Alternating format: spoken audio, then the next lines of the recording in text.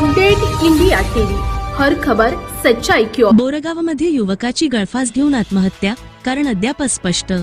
वाळवा तालुक्यातील बोरगाव येथील 26 वर्षीय युवकाने गळफास घेऊन आत्महत्या केल्याची दुर्दैवी घटना उघडकीस आली आहे। या प्रकरणाची नोंद ईश्वरपूर पोलीस ठाण्यात अकस्मात मृत्यू रजिस्टर क्रमांक 68/2026 अन्वये करण्यात आली आहे।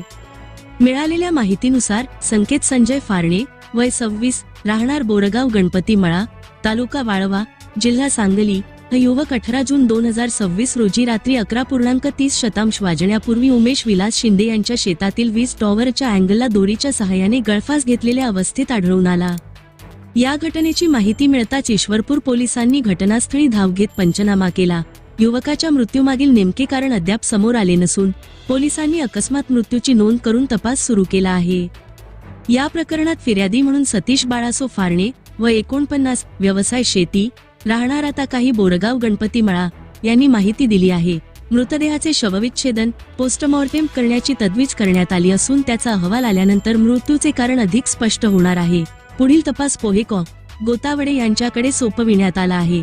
या घटनेमुळे बोरगाव परिसरात हळहळ व्यक्त होत असून युवकाच्या आकस्मिक निधनाने गावावर शोककळा पसरली आहे।